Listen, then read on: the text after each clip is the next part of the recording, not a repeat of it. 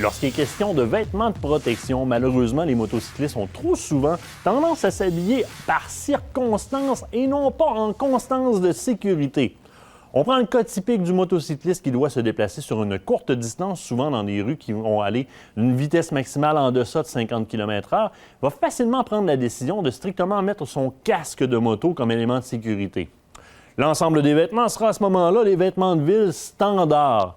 Eh bien, il faut aller du côté de la statistique. Par exemple, en Europe, une étude prouve qu'au-delà de 73 % des accidents répertoriés en moto par année se sont faits en deçà de 50 km/h. Le tissu qui compose les vêtements de ville standards est complètement inefficace pour protéger le motocycliste en cas de chute. Et je vous rappelle, ça arrive souvent en deçà de 50 km/h.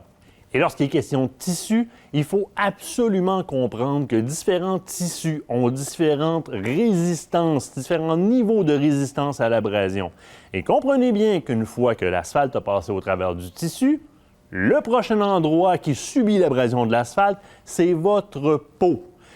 Également, je dois choisir mes vêtements de moto considérant le type de conduite pour laquelle j'opte. Une conduite en circuit, par exemple, va demander des vêtements de protection qui sont de beaucoup supérieurs en termes de rigidité aux vêtements de route.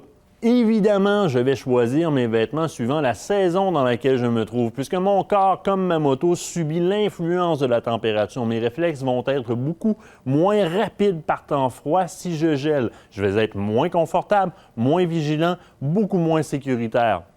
Faites des bons choix, n'offrez pas votre peau à l'asphalte. Cette info flash vous a été présentée par la Société de l'assurance automobile du Québec.